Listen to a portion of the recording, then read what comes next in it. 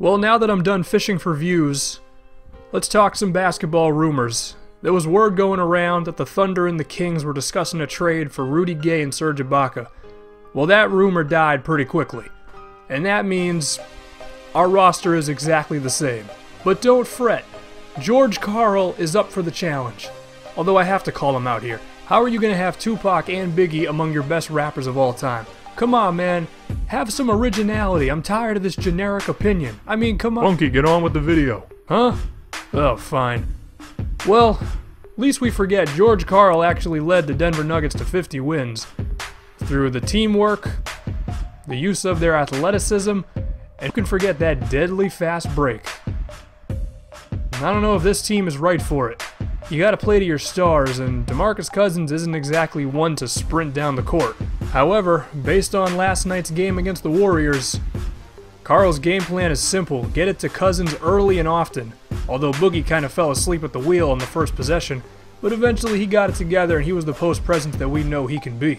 But what I found really surprising was how much he embraced the jump shot, because in Denver, the game plan was attack the paint at will, but Stauskas and McLemore, they were running across screens all game. Now for Stauskas, he's a white guy who plays shooting guard, so he has to do that. But McLemore, this could really be his calling card because he was not comfortable in his rookie season. But of course, there are two sides to the ball, and George Karl's reputation has always been for being a great offensive mind.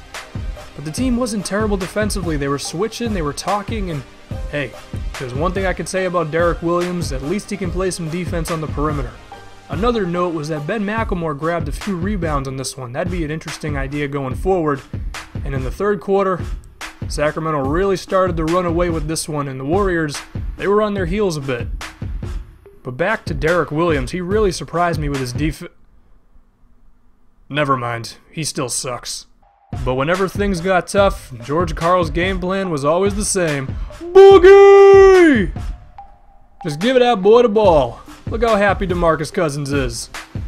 But the real story in this one was how Rudy Gay nearly stole player of the game from DeMarcus Cousins with all the free throws that he shot down the stretch. Quick idea, I just realized why Rudy Gay is overpaid by so much. No one's gonna buy his jersey, so he has to make that extra money from somewhere. But there were some rumors of him being dealt in the beginning of the year.